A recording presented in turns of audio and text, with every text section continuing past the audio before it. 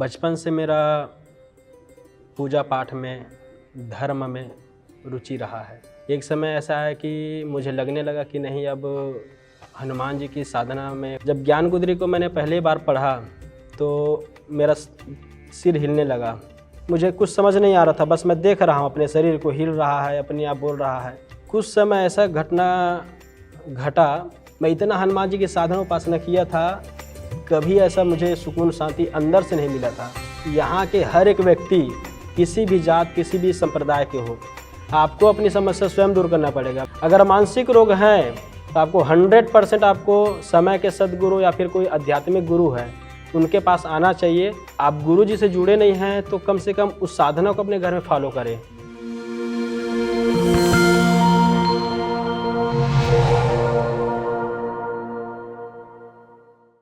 नमस्कार, मैं सरोजित जायसवाल सतगुरु धाम में आप सभी का स्वागत करता हूं।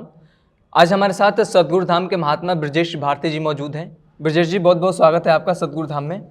जी धन्यवाद। आपको सतगुरु धाम आश्रम हैदराबाद की जिम्मेदारी दी गई है जी, उस पर हम आए, उस जिम्मेदारी को आप कैसे निर्वहन कर रहे हैं उस पर आए। सबसे पहले स्वामी कृष्णानंद जी महाराज से जो जुड़ा हुआ सवाल उस पर आते हैं। सतगुरु स्वामी कृष्णानंद जी महाराज का सानिध्य आपको कैसे प्राप्त हुआ?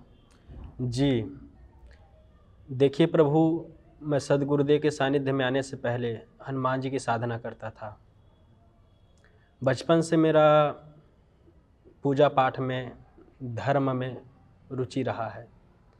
यह जो पूजा पाठ है अपने माँ को, पिताजी को दे करके मैंने सीखा।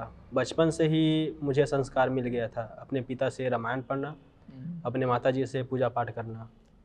तो जैसे जैसे मैं कॉलेज लाइन में गया, कॉलेज की स्टडी करने के लिए गया, तो वैसे वैसे मेरा जो मन है हनुमान जी की पूजा में, साधना में बढ़ने लगा। कहाँ स्टडी हुई थी? मेरा अपना कबीर धाम है। अच्छा, कबीर धाम में, हाँ, कॉलेज का पढ़ाई मैं वहाँ कर रहा था। तो वहाँ भी मंदिर था, शिव मंदिर। जब भी मैं कॉलेज जाता था तो शिव मंदिर का पूजा करके, दर्शन करके मैं कॉलेज की पढ़ाई करने के लिए जाता था। तो जैसे जैसे मैं समय निकलते गया वैसे वैसे हनुमान जी की सेवा, भक्ति और साधना की तरफ मेरा मन बढ़ने लग गया। एक समय ऐसा है कि मुझे लगने लगा कि नहीं, अब हनुमान जी की साधना में कुछ आगे बढ़ना चाहिए, जिससे मैं कुछ सिद्धि को प्राप्त कर सकूं। पहले हम लोग सोचते थे कि कोई देवी का, देवता का हम लोग जैसे कोई साधना करते, उपासना करते तो उसमें रिद्धि मिलता है, सिद्धि मिलता है, कोई तंत्र साधना, कोई मंत्र साधना। तो मेरा इंटरेस्ट उसमें बढ़ने लगा और जैसे जैसे मैं हनुमान जी की साधना करने लगा वैसे वैसे मुझे कुछ अच्छा चीज़ें अनुभूति होने लगी। मैं जो सोचता था होने लगा, मैं जो चाहता था वो मिलने लगा। तो मेरा इस पर इंटरेस्ट बढ़ने लगा। लेकिन इसके बावजूद भी जो मेरा मन है, जैसे अंदर का जो सुकून है, शांति है, या फिर ऐसा लगता था कि जैसे अंदर में एक दुख है, कुछ ऐसा दुख है जो बाहर नहीं निकल रहा है, या फिर ऐसे उसको निकाल नहीं पा रहे हैं। इतना पूजा पाठ करने के बाद भी ऐसे तो सफलता मिलता है, कोई चीज़ सोचते हैं, संसारिक कार्य अपना होता है, हनुमान जी की साधना में, सिद्धि में सब होता था। तो एक बार हमारे जो गांव की है निर्मल साहू, वह गुरुजी से जुड़ा हुआ था। वो हमेशा मेरे पास आता था। उन लोगों का टीम था 10 लोग का, तो वो सब मेरे पास बारी बारी से आते थे। तो उस टाइम मुझे इंटरेस्ट नहीं था कि मैं सोचता था कि जिस रामायण को मैं पढ़ रहा हूँ या फिर जिस हनुमान जी की मैं साधना कर रहा हूँ, बस यही तो साधना बताएगा, बस उसी को पढ़कर सुनाएगा, इससे ज़्यादा और क्या करेगा जो गुरु है। क्योंकि मैं गुरु हनुमान जी को मान लिया था और उस टाइम मेरा भक्ति बहुत अच्छा था। तो मैं उनको पूछता था, भाई गांव में केवल मैं ही मिला हूँ क्या, और कोई दूसरे को ढूंढ लो, मैं तो पूजा पाठ ऑलरेडी कर रहा हूँ, आप मेरे पीछे क्यों पड़े हैं। तो बोलते थे नहीं, हम आपको ही जोड़ना चाहते हैं क्योंकि आप धर्म से जुड़े हैं, पूजा पाठ साधना से जुड़े हुए हैं, इसमें कोई आगे का और साधना है जिसको हम आपको बताना चाहते हैं। तो उस टाइम मुझे साधना के बारे में ज़्यादा कुछ मालूम नहीं था, मेडिटेशन के बारे में कुछ मालूम नहीं था। जो साधना है हनुमान जी का, पूजा पाठ है, मंत्र जाप है, बस इसमें मैं अपना लगा हुआ था। तो एक बार क्या हुआ कि वो देखा कि हनुमान जी की साधना करता है, तो जो हमारे भैया है निर्मल साहू, वो हमें एक बुक्स दिया ज्ञान गुदरी का। जब ज्ञान गुदरी को मैंने पहली बार पढ़ा तो मेरा सिर हिलने लगा। पता नहीं क्या था उस चीज़ पर, या फिर कौन सा ऐसा उसका जो बात है मेरे दिमाग को हिला दिया। फिर मैं थोड़ा घबरा गया, फिर मैं उस बुक को रख दिया, कभी पलट कर देखा नहीं, कभी छुआ नहीं। फिर उसने देखा कि नहीं, अब तो इनको हनुमान जी का जो बुक्स है, हनुमान चालीसा, उसको देना ही पड़ेगा। तो मेरा हनुमान जी के प्रति रुचि था और हनुमान जी का जो साहित्य मिलता था उसको मैं ज़रूर अध्ययन करता था। तो मैंने उस हनुमान चालीसा में देखा कि उसमें गुरु जी का भी फ़ोटो था, हनुमान जी का भी फ़ोटो था। मैंने कुछ पढ़ा, 2-4 पेज में पढ़ा, तो उसमें आने लगा गुरु गुरु गुरु, गुरु के बिना इस भवसागर से पार नहीं कर सकते। तो पहले से मैं हनुमान जी को गुरु मान लिया था, इसलिए मुझे उसको अपनाने में मन मेरा तैयार नहीं था। तो फिर मैं उसको रख दिया। जब पूजा करता था तो वहाँ पर हनुमान जी के फ़ोटो को जो गुरु जी के बुक्स में है उसको पलट करके रख दिया। बस मैं साधना करने लगा। मैं मंत्र साधना करता था, ध्यान करता था, यहाँ पर अपना हनुमान जी का दर्शन करते हुए मैं मंत्र जाप करता था। तो जैसे मैं मंत्र जाप करता था वैसे मतलब हनुमान जी की जगह हमें गुरु जी का दर्शन होने लगा, मतलब गुरु जी का फ़ोटो यहाँ पर आने लगा। स्वामी कृष्णानंद। हाँ, स्वामी कृष्णानंद जी महाराज का फ़ोटो आने लगा। 1 बार हो गया, 2 बार हो गया, 3 बार हो गया, मैं तो परेशान हो गया। अब मैंने सोचा कि ऐसा क्या हो गया कि बार-बार ये झूल रहा है, मेरे नज़रों में आ रहा है, मतलब हनुमान जी गायब हो रहा है। तो मैं सुबह-सुबह चला गया पूछने के लिए। संतोष जी थे अपना, बाल मुकुंद थे, अपना सब गुरु भाई था उस टाइम का, अच्छा अपना टीम था। तो उनके घर में चला गया तो वो लोग सब थे, संतोष भैया थे, बाल मुकुंद जी थे। तो मैंने उनसे पूछा कि देखो भाई, हनुमान जी की मैं साधना करता था, लेकिन हनुमान जी मेरे पास, या फिर मेरे अपना तीसरे नृत्य पर मैं उसको देख करके साधना करता था और हनुमान जी दिखता था, लेकिन जब से आपने बुक्स दिया तब से गुरु जी दिखने लग गया, ये क्या किया आपने? तो उसने कुछ बोला तो नहीं, लेकिन उसने एक फ़ोन लगाया, कोई आचार्य करके। उस टाइम मेरे को पता नहीं था आचार्य का पद क्या होता है, कौन है उसका, मुझे मालूम भी था नाम। तो उसने मेरे को बोला, केवल एक ही शब्द बोला। मैंने बात किया, मेरे मन में बहुत सारा क्वेश्चन था करने के लिए, लेकिन उसने एक बार बस बोला कि सब गुरु को ढूंढते हैं, तुमको गुरु ने ढूंढ लिया, अब तुम इधर उधर मत भटको, तुम आ जाओ। बस इतना कहकर वो फ़ोन काट दिया। उनका नाम आज मैं बता रहा हूँ आपको, हमारे प्रथम प्रचारक मालिक राम साहू जी थे। तो मुझे बड़ा आश्चर्य लगा कि इसने मेरे को प्रेशर नहीं डाला, आने के लिए बाध्य नहीं किया। तो मुझे कुछ लगा, कुछ तो बात होगा कि ये मेरे को प्रेशर नहीं डाल रहा है। मेरे मन में बहुत सारा सवाल था, लेकिन सवाल का जवाब भी नहीं दिया।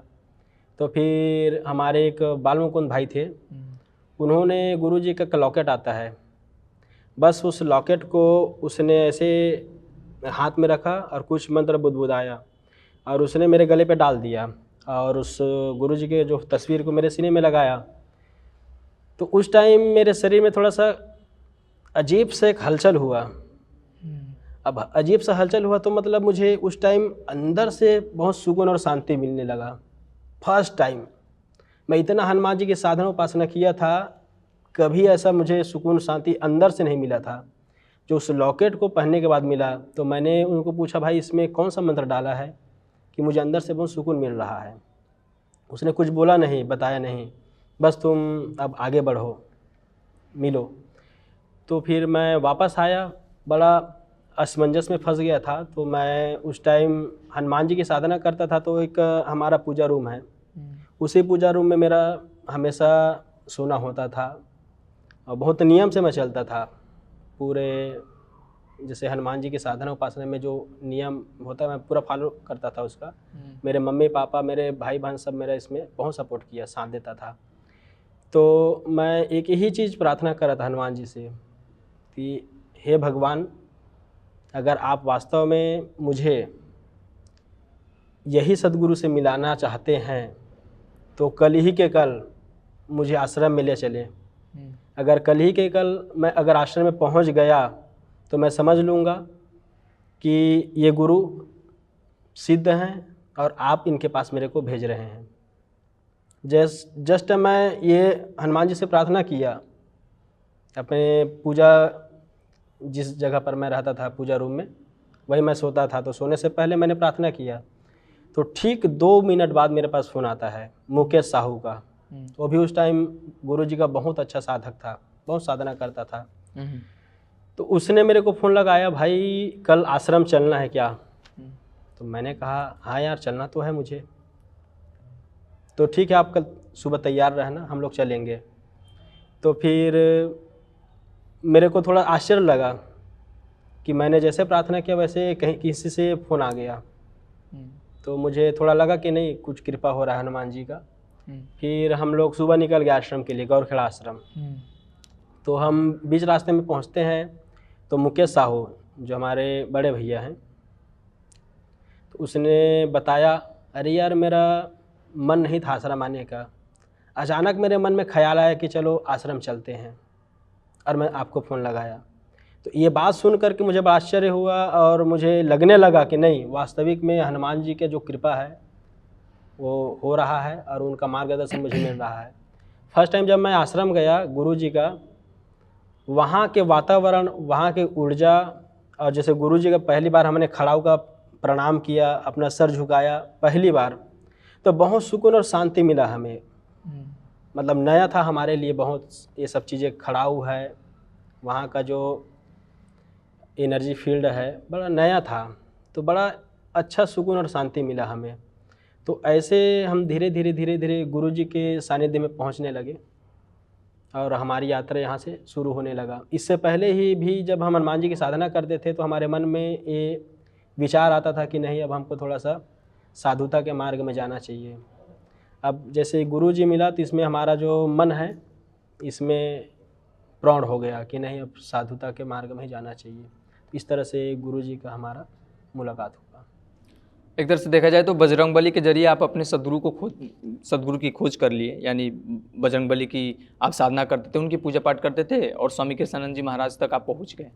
अब आपके हम अनुभवों के बारे में जानना चाहते हैं कि सदगुरु स्वामी कृष्णानंद जी महाराज से जैसे आपको सानिध्य प्राप्त हुआ, आपको आपके जो सदगुरु थे वो तो मिल गए, उनकी कृपा से आपके जीवन में कैसे परिवर्तन हुए? कोई ऐसा अनुभव बताइए जिसके बाद से आपको लगा कि नहीं, इसके बाद से हमारी जो जिंदगी है बदलनी शुरू होती है। जी देखिए प्रभु, जहाँ तक मैंने अपने जीवन में अनुभव किया है कि हम कोई भी देवी देवता का पूजा करते हैं, पाठ करते हैं, अपने से साधना करते हैं, तो ये बहिर्मुखी पूजा का रूप आता है। इसमें हम कोई एक धर्म या फिर एक चीज़ में बंध जाते हैं और बाकी सृष्टि में एक से बढ़कर एक महापुरुष आए हुए हैं, उसको हम जान नहीं पाते हैं, उसको हम पहचान नहीं पाते हैं।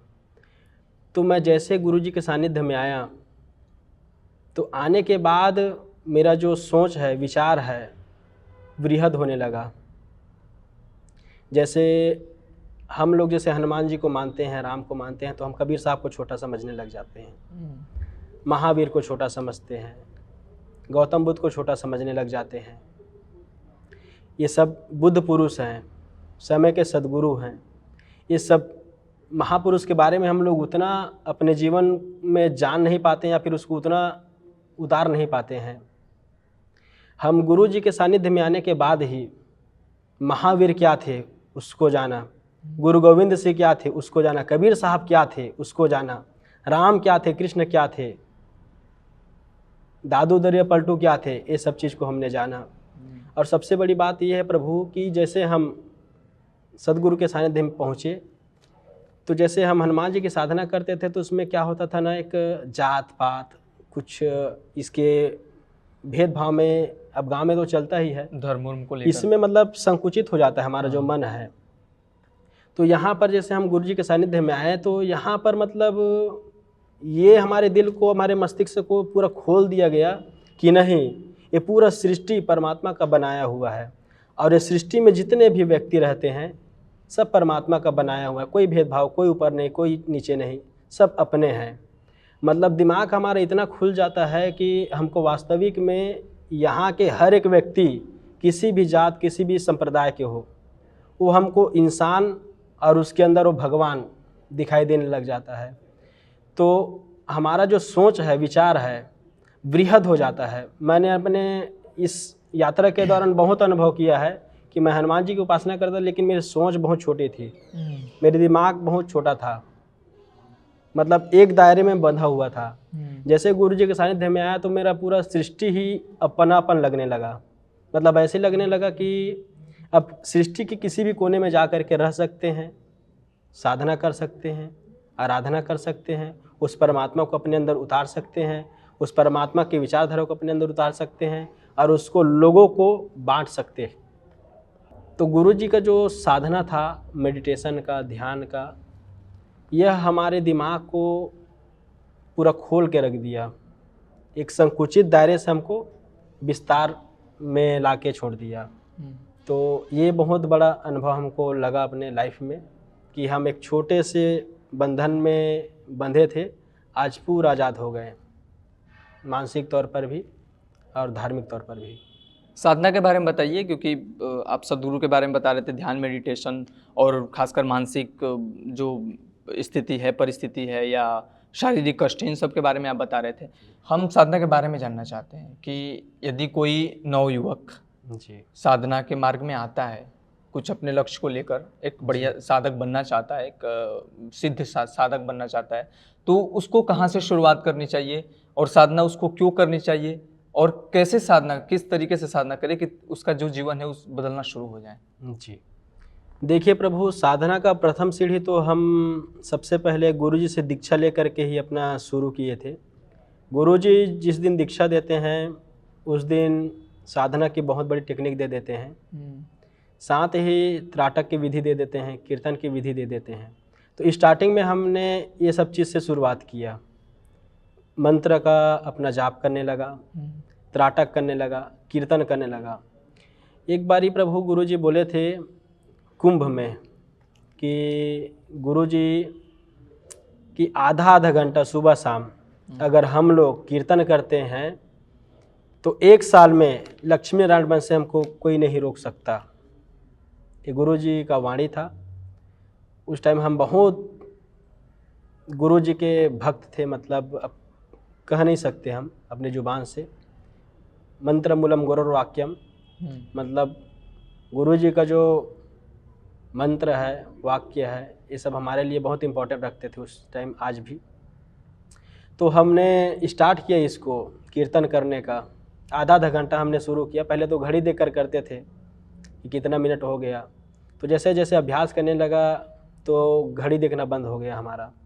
तो हमारा जो कीर्तन है प्रभु वो 40 मिनट, 45 मिनट, 50 मिनट चला जाता था डेली, सुबह शाम। हमारा जो घर है रोड पर, मेन रोड पर लगा हुआ है। आने जाने वाले लोग सब सुनते थे, बोलते थे आप तो बहुत घंटों घंटों तक कीर्तन करते हो। आने जाने वाले को भी सुनाई देता था। तो एक बारी क्या हुआ प्रभु कि जैसे हम कीर्तन कर रहे थे, हमारा मन स्कूल की तरफ जा रहा था। तो मैंने सोचा कि स्कूल की तरफ जाए हमारा मन, इससे अच्छा है कि मेरे कानों में मैं जो कीर्तन कर रहा हूँ, श्री राम जय राम जय जय राम, ये मेरे कान में ही सुनाई दे और मैं अपने कान का ध्यान करूं। तो मैं कीर्तन करते करते अपने कान की तरफ ध्यान करते हुए मैं अपना कीर्तन करने लगा। कुछ समय ऐसा घटना घटा कि मुझे ऐसा लगा कि मेरे पैर की तरफ से मेरी जो चेतना है ऊपर उठ रही है। मैं स्पष्ट अनुभव कर रहा था अपने आप, ऑटोमेटिक, और कीर्तन चल रहा है। धीरे धीरे वो ऊपर उठने लगा और ऊपर उठने के बाद हमारे यहाँ पर आ गए हमारी जो चेतना है। अब यहाँ पर मैं देख रहा हूँ कि अपने आप मेरी आवाज़ निकल रही है, कीर्तन हो रहा है, हाथ पैर झूम रहा है। मैं देख रहा था, बड़ा आश्चर्य लग रहा था मुझे। मतलब मुझे कुछ समझ नहीं आ रहा था, बस मैं देख रहा हूँ अपने शरीर को हिल रहा है, अपने आप बोल रहा है। उसके बाद कुछ क्षण के लिए, कुछ समय के लिए मैं कहाँ गया कुछ समझ नहीं आया मुझे, कुछ होश नहीं था मुझे। जब मेरे वापस चेतना आई तो झन से यहाँ पर कुछ जैसे झनकारे से लगता है वैसे झन से हुआ, और यह जो वाइब्रेशन था इस सर से लेके पूरा पैर तक गया। और फिर मेरे को थोड़ा होश आया, थोड़ा सा श्वास रुक गया, थोड़ा घबराहट हुआ। मैं देख रहा हूँ, समझ रहा हूँ कि मेरा पैर कीर्तन कर रहा है। ऐसा लग रहा था कि जैसे मखमल के नीचे मैं अपना कीर्तन कर रहा हूँ। मेरा पैर अच्छा सॉफ्ट लग रहा था। और फिर उस टाइम मेरे को ध्यान आया कि नहीं, मैं तो कहीं गायब हो गया था, कुछ समझ नहीं आया। तो पहली बार ऐसा लाइफ में मेरे को कीर्तन में अनुभव हुआ था। तो इस तरह के जैसे हम लोग जो साधना है, मेडिटेशन है, श्वासों पर जाप है या फिर कीर्तन है, कोई भी साधना है, अगर उसको हम रेगुलर अभ्यास करते हैं, उस टाइम में बहुत साधना करता था। हमारे निर्मल भाई है, संतोष भाई है, ये सब देख कर के आश्चर्य रहते थे, तो लड़का भी नया नया आया है, कैसे इतने घंटे बैठ जाता है, इतना साधना कैसे करने लग गया। और सबसे ज़्यादा अनुभव हमको ही होने लग गया था उस टाइम, क्योंकि पहले से हनुमान जी की साधना किए थे, हमारा अभ्यास था ध्यान का, बैठने का, पूजा का, पाठ का, हमारा मन उसमें रमने लगा। तो बड़ा आश्चर्य में पड़ जाते थे वो लोग कि ये कैसे घंटों घंटों तक अपने कर लेता है। उसके बाद हमने DSS डिवाइन सीक्रेट साइंस लिया, उसका अभ्यास करने लगा, उसमें भी हमको काफ़ी सफलता मिली। उसके बाद हमने आगे स्वर साधना लिया। तो इस तरह से जैसे जैसे हमारी साधना होते जाती है, आगे बढ़ते जाती है, वैसे वैसे गुरुजी हमको साधना प्रदान करने लग जाते हैं। तो गुरुजी तो बहुत सारी साधना दे देते हैं, वो हमारे करने के ऊपर रहता है। बहुत सारी साधना भी दे देंगे, अगर उसको करेंगे ना तो कुछ फ़ायदा भी नहीं होगा। अगर हम कोई भी गुरुजी की टेक्निक को, कोई भी विधि, कोई भी साधना को अगर मन लगा के कर रहे हैं वास्तव में, तो 100% का रिजल्ट आता है। तो हम नीचे पहले सीढ़ी से हमको शुरुआत करना चाहिए। डायरेक्ट हम लोग सोचते हैं कि ये साधना हमको पकड़ा दे, गुरुजी बहुत बड़ी साधना दे दे, उसमें कुछ सफलता नहीं मिलेगा। हम अगर शुरू से नीचे लेवल से अगर साधना करते करते आएंगे तो हमारा साधना का, ज्ञान का, ध्यान का बेस बनेगा। तो इसीलिए हमको शुरू से साधना का अभ्यास थोड़े थोड़े छोटे छोटे टेक्निक को करते रहना चाहिए। जैसे हमारे युवा वर्ग भी देख रहा होगा ये यूट्यूब के माध्यम से, न्यूज़ के माध्यम से, तो हम उसको यही कहना चाहेंगे, गुरुजी का जो यूट्यूब आता है सनातन सदगुरु या फिर सदगुरुधाम लाइव, उसमें गुरुजी के हर प्रवचन में कोई ना कोई टेक्निक, कोई ना कोई साधना रहता है। आप गुरुजी से जुड़े नहीं हैं तो कम से कम उस साधना को अपने घर में फॉलो करें, आधा घंटा, 15 मिनट, 20 मिनट उसका रेगुलर अभ्यास करें। अभ्यास करते रहेंगे तो आपका मन होगा कि नहीं आगे की साधना करें, क्योंकि हम जब साधना करने लग जाते हैं ना तो हमारा मन बढ़ने लग जाता है, नहीं कुछ और चाहिए, कुछ और चाहिए, कुछ अच्छा लगने लग जाता है ना उसके प्रति, तो हमारा लगाव उस पर बढ़ने लगता है स्टार्टिंग में। तो हम यही कहना चाहेंगे कि पहले शुरू से छोटा छोटा साधना अपना शुरू करें, अभ्यास करें, और जैसे जैसे रुचि बढ़ते जाएगा वैसे वैसे आप साधना की ओर भागने लग जाएंगे। और कोई गुरु आपको ढूंढेगा नहीं, आप खुद गुरु को ढूंढने, गुरु के पीछे भागने लग जाएंगे। सदगुरुधाम आश्रम हैदराबाद पर आते हैं क्योंकि आप वहाँ के कार्यभार को संभाल रहे हैं और धीरे धीरे सदगुरु के आशीर्वाद आप पर ऐसी बरसी कि आप आज महात्मा भी हैं सदगुरुधाम आश्रम हैदराबाद की। मैं ये जानना चाहता हूँ कि जो हैदराबाद का जो मतलब वहाँ के जो नए साधनों को वहाँ पर जोड़ना हो, जो नए साधक हैं साधना के प्रति, सदगुरु के बारे में उन्हें बताना हो जी, या आश्रम के कार्यभार को संभालते वक्त कितनी परेशानियों को झेलना पड़ता है या क्या क्या समस्याएं आती है, और खासकर आश्रम का जो प्रचार प्रसार है लोगों के बीच जाकर करने में किस तरह के व्यवधान, किस तरह की परेशानी आती है आपके सामने? जी देखिए प्रभु, इसमें तो परेशानी कुछ नहीं है। अगर हमारा ध्यान साधना गुरु भक्ति स्ट्रांग है, ठीक है, अगर हम गुरु के निर्देश पर कार्य कर रहे हैं, साथ ही साथ अपना ध्यान साधना पूजा पाठ को कर रहे हैं, तो परेशानी तो कोई आता नहीं है। और परेशानी वाली बात है प्रभु, ये हर फील्ड में है ना। कोई भी काम करो, भिखारी भी परेशान है आज भीख मांगने में, है ना। तो परेशानी वाली कोई बात नहीं होती कोई भी फील्ड में। बात होती है आप कितना मजबूत हैं, कितना परिपक्व हैं उस सिचुएशन को संभालने के लिए। तो गुरुजी ने हमारे बहुत अच्छा वहाँ पर साधना दिया गया है, पूजा दिया गया है। जैसे हमारे यहाँ सुबह शाम संध्या पाठ होता है, संध्या वंदन होता है, उसमें हम लोगों को बुला लेते हैं कि भाई सुबह शाम पूजा पाठ हो रहा है, उसमें आप सम्मिलित हो सकते हैं। रविवार मंगलवार का हवन यज्ञ दे दिया गया है। पूर्णिमा अमावस्या का भी अपना मंगलाचरण, हवन यज्ञ और भंडारा का भी अपना उसमें हम लोग कार्यक्रम करते हैं। तो इसमें सब हम इनवाइट करते हैं। साथ ही साथ हम लोगों के पास जा जाके उसको गुरु जी के ध्यान है, साधना है, उसके बारे में बताते हैं। और देखिए प्रभु, जहाँ पर कोई आश्रम बन जाता है तो वहाँ पर लोग अपने आप आने लगते हैं। आजकल के जो गांव देहात के लोग हैं अंधविश्वास में ज़्यादा पड़ा हुआ है। कहीं भी कुछ शरीर में तकलीफ़ आने लगता है तो उसको लगता है कि नहीं कोई मुझे जादू मार दिया, कोई मुझे अपना टोना टोटका कर दिया, ये सब चीज़ में फंसा रहता है। मैं आपके माध्यम से बताना चाहूँगा, देखिए प्रभु, ये सब मानसिक कमजोरी और मानसिक रोग के श्रेणी में आता है सब जो विचारधारा है। दूसरा चीज़ है, आप जहाँ भी जाओ, जो भी तांत्रिक के पास जाओ, वो तांत्रिक कुछ भी नहीं करेगा आपको अपनी समस्या स्वयं दूर करना पड़ेगा। देखिए, ध्यान साधना में जो व्यक्ति आ जाता है, मेडिटेशन करने लगता है, तो वह व्यक्ति का मन स्वतः ही धीरे धीरे धीरे मजबूत होने लगता है, स्ट्रांग होने लगता है। आपका ऊर्जा लेवल, आपकी शक्ति बढ़ने लगती है। आपको ऐसा भी लगता है कि नहीं कोई मुझे परेशान करता है, तो आप कोई सदगुरु के सानिध्य में आकर के मेडिटेशन करते हैं, ध्यान करते हैं, हवन यज्ञ करते हैं, उससे आपका मन बढ़ने लगता है, आपका मन स्ट्रांग होने लगता है और आपकी समस्या धीरे धीरे धीरे दूर होने लगती है। और आपकी ऊर्जा शक्ति जितनी ज़्यादा मजबूत रहेगी, उतने ही ज़्यादा आप ये सब कमजोरी से, ये सब रोग से बच कर रहेंगे। आप ये चक्कर में ना रहें कि नहीं मैं उन गुरु के पास गया तो वो ठीक कर देगा, वो गुरु के पास गया तो कोई यहाँ पर ठीक नहीं करेगा, आपका समय वेस्ट होगा। आपको अपनी समस्या स्वयं दूर करना पड़ेगा। मैं कहना चाहूँगा, जैसे शारीरिक प्रॉब्लम है, आप डॉक्टर को ज़रूर दिखाएं। ये अंधविश्वास में ना पड़े कि नहीं मुझे सिर में दर्द हो रहा है तो कोई साधु महात्मा, कोई पंडित, कोई तांत्रिक आपको ठीक कर देगा। आपको डॉक्टर के पास जाना चाहिए। अगर मानसिक रोग हैं तो आपको 100% आपको समय के सद्गुरु या फिर कोई आध्यात्मिक गुरु है उनके पास आना चाहिए। इससे आप बहुत जल्दी अपने शरीर को, मन को ठीक कर पाएंगे। और ये सब अंधविश्वास में मत रहिए कि इसने मुझे परेशान कर दिया, उसने मुझे परेशान कर दिया। भगवान ने इस सृष्टि को प्लस और माइनस, अच्छाई और बुराई दोनों चीज़ से बनाया हुआ है। तो ये सब चीज़ हमको दिमाग में बसा लेना चाहिए कि दोस्त है तो शत्रु भी रहेगा आजीवन। राम थे तो रावण थे, कृष्ण थे तो कंस थे। आप कुछ भी कर लो, कुछ भी दुनिया का बन जाओ, दो लोग आपका मित्र रहेगा तो दो लोग शत्रु ही रहेगा।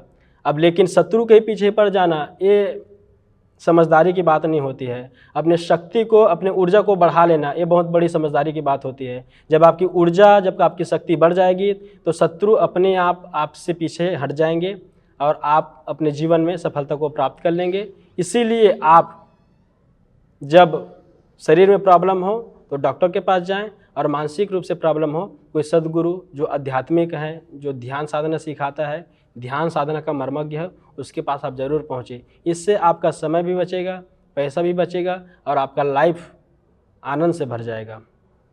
ध्यान पर बात हुई, साधना पर हुई और आपने अंधविश्वास पर भी बात की और नवयुवकों को जो खास संदेश दिए। अब उसके बाद एक बार फिर से हम साधना पर आते हैं, जो पूर्व जन्म को लेकर सद्गुरु स्वामी कृष्णानंद जी महाराज के सानिध्य में साधना कराई जाने वाली है।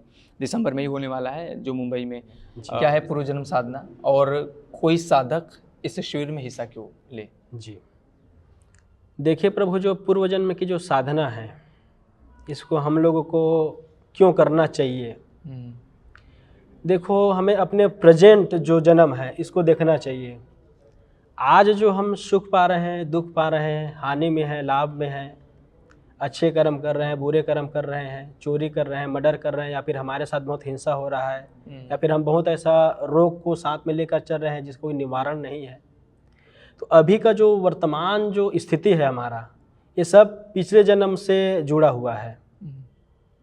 अभी देखते हैं कि बहुत लोग, ऐसा भी लोग है जिसको बहुत मानसिक प्रॉब्लम है, वह ठीक हो ही नहीं पा रहा है। डॉक्टर देख करके परेशान हो गया कि इसको प्रॉब्लम ही क्या है, कुछ समझ नहीं आ रहा है। लेकिन कई बार वैज्ञानिकों ने यह शोध किया गया कि नहीं, यह जो इसका जो मानसिक रोग है, शारीरिक रोग है, इनका जो तकलीफ है, दुख है, यह पिछले जन्म से चला हुआ आ रहा है। आज हम लोग कुछ भी हो जाता है, किसी के साथ घटना है, दुर्घटना है, तो हम लोग भगवान को कोसते हैं कि भगवान ने ऐसा क्यों किया। भगवान कुछ नहीं कर रहा है। ये सब हमने जो पिछले जन्म में अच्छा बुरा जो कर्म किया है, उसी का फल हमको मिल रहा है। देखते हैं कि जने का मर्डर हो जाता है, हम लोग रोने लग जाते हैं कि अरे यार उसका मर्डर हो गया। मर्डर क्यों हुआ? भगवान क्या इतना निर्दयी हो सकता है, या फिर कोई भेदभाव कर सकता है किसी के साथ? आप बताइए मुझे, भगवान कोई भेदभाव कर सकता है? नहीं कर सकता। निष्कर्मण के फल देश है, वो सदा निर्दोष हरि है ना। हमको अपने किए हुए कर्मों का फल मिलता है। तो आज जैसे हम जो समस्या में हैं, परेशानी में हैं, दुख में हैं, इस सब को हम अपने पिछले जन्म को देख करके निवारण कर सकते हैं कि आखिर हमने ऐसा कौन सा अपराध, कौन सा गलत काम कर दिया था जिसके चलते हमको यह कष्ट या दुख मिल रहा है। साथ ही साथ आध्यात्मिक दृष्टिकोण से देखा जाए तो यह पिछला जन्म हमारे जीवन यात्रा के लिए अत्यंत महत्वपूर्ण है, क्योंकि जैसे हम जन्म लेते हैं तो वैसे ही हमारा स्मृति बंद होने लगता है।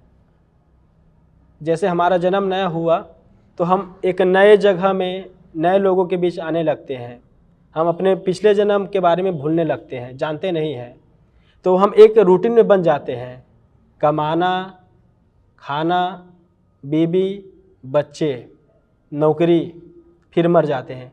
एक सर्कल में हम लोग बंध जाते हैं। इसको कहते हैं जो महापुरुष होते हैं कि 84 लाख योनि में जो आप भ्रमण कर रहे हैं, इस भ्रमण से अब निकलो। अब हम लोग कैसे निकलेंगे?